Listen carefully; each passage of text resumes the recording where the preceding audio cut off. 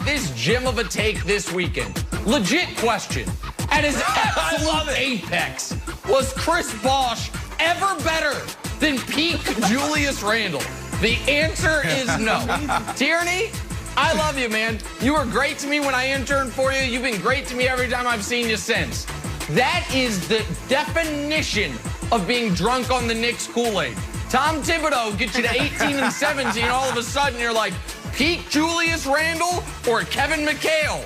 I don't know. Right, who would you rather have? Like this is, keep it up, Knicks fans. Emmanuel Quickley's going to be runner-up for Rookie of the Year, and y'all going to put his jersey in the rafters. I'm excited for it. I'm here for it. Keep it up, Knicks fans. Okay. All right, here's the take. I know when you go to Sherwin-Williams, you look at the color palette, you're like, wow, there's trillions of colors. What should I paint my bedroom? Maybe I'll paint Whispering Fog. That seems nice. Here's the problem. There's only like 10 colors. And when they get matched up here, it doesn't work. It happened with Thunder Hawks. They had to change at halftime. And then spring... For Russ swap, quote, laughable, citing the age difference between the two quarterbacks and the truckload of the draft capital they'd have to give up. There's a lot there. So, Brendan, are the Cowboys making a mistake laughing off a Dak for Russ trade? No, Jenna, you know what I think is laughable is that the Cowboys refuse to give Dak the bag. Pay the man, and you won't have these discussions. If I'm Russell Wilson on the other side, I will be thinking this way, like, okay, well, if it's not going to work out in Seattle, where can I go? Where's the ultimate place for me? And Dallas would be up there. And the reason why I'm considering this is because you refuse to pay him. And that tells everybody in the league what you think of him. But look, Russell is the better quarterback. Russell is the better leader. When I talk about leaders, because Russ is in the category where there's only a few people. When you talk about all of sports, he's awesome. But you don't go and get rid of Dak Prescott. That is your guy. You did a phenomenal job. That's your legacy. You drafted this guy in the mid-rounds. You did the work. You did the due diligence, and you helped develop him. So why would you get rid of a guy that comes in and there's only 5 quarterbacks that have more wins than him? You got Drew Brees, you got Brady, you got Big Ben, you got Russ, and there's another quarterback out there, Aaron Rodgers. Those are the 5 guys that win the way Dak wins. So you double down on this guy, but you start with paying him, Nick. We won't be having this discussion if you pay him. What's the big deal, resident GM? Yeah, you well, tell me. That's the thing, though. They haven't paid him, and so this is a discussion, and I'm going to double down on the hilarity. I find it laughable that the Cowboys find it laughable. Here's the deal. There is one team in the league that should laugh off the idea of trading their quarterback for Russell Wilson. My team, the Chiefs. And that's not me being a Chiefs homer. That's the reality of it. Now, if you want to say a team like the Chargers wouldn't be interested because Justin Herbert's a decade younger and so much cheaper, fine. Right. I'm not saying every team would trade their quarterback 1-for-1 for Russ, but there's only one team that hangs up the phone and doesn't have the conversation. That's the Chiefs. Everyone else should have the conversation. And for the Cowboys, when clearly you guys are in a multi-year stalemate over what Dak finds his value to be and what you find his value to be, well, then maybe you're not ever going to actually agree. And Dak is going to be a free agent a year from now because you're going to franchise tagging him again this season. To me, Wilds, this is one of the rare instances that everyone could win. Dak could win because he would finally get the contract he feels he deserves and a team that clearly wants him. Russ would win because he would be with a team that is going to be on the marquee, more nationally televised games than any team in the league, and weapons galore.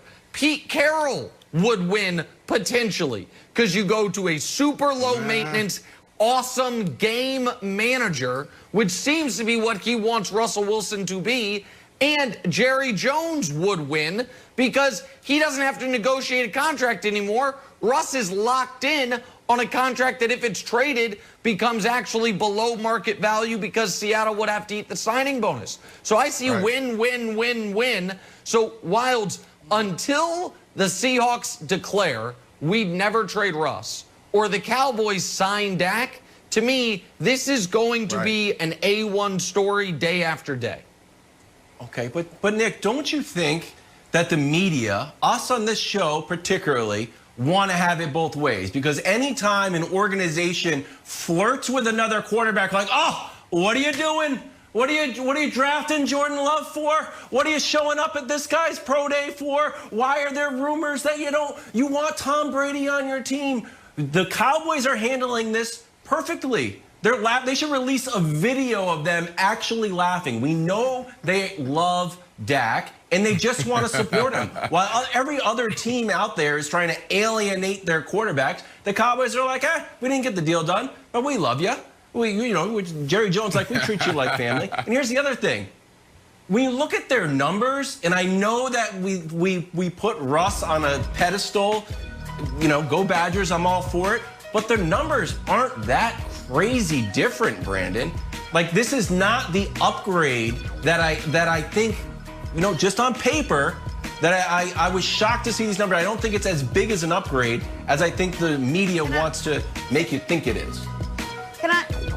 Brandon, let me jump in for 1 second, because I got to just push back, because Nick and I have been on this show from the very beginning. We've had this conversation before. Right. I keep hearing over and over how much the Cowboys love Dak Prescott. But and I love to hear people tell me they love me. I want everyone to tell me they love me, but at some point I want you to show me. At some point I want you to pay me or give me the due respect or something, because it has now been years upon years of off seasons that we keep talking about how much Jerry and Steven love Dak, and yet show me the money. Show me how much you love me and trust me. Even after his injury last year, they were like, Dak's still our guy. If Dak is still your guy, there would be some sort of, here, this is what we'd like to offer. Let's get that conversation going. And we haven't heard it. No contract. Yeah, Nick, no contract still. So I'm tired of the words now. Nick, you know who Jenna is? Jenna is Andre Johnson. When Jenna speaks, everybody needs to listen, right? Andre Johnson just sits back and he's super cool and chill. And then when he speaks, everybody's like, what? You got to listen to him. Yeah. He's right, man. Get the deal done, and we wouldn't be having this discussion. But, Wiles, to your point, if everything is equal, okay, you're going into the fourth quarter, 2 minutes to go. You're down by 7 points, 6 points, whatever you want to throw up there. Who are you going to hand the ball to, Russell Wilson or Dak Prescott? And to me, I'll answer that. I'm going with Russell Wilson. So to me, he's the better quarterback. So you can throw the numbers up there all you want, resident statistician, but Russell is the best. First of all, Wildes is not the resident statistician. Wildes is the resident. He perverts the numbers. Yeah. This is the second segment in a row. Resident perverter. Pardon me. He's been like, hey, Giannis's numbers versus LeBron's numbers. Oh, I think Giannis is clearly better when no one thinks it. And then Dak versus Russ, he's like, oh, they're the same guy. So 2 points. One is, it is very, well, here's another fact. You were looking at that while Dak was not one of the 40 highest paid quarterbacks in football and had the talent around him according to that, right? You were looking at Dak the 4 years of his rookie contract.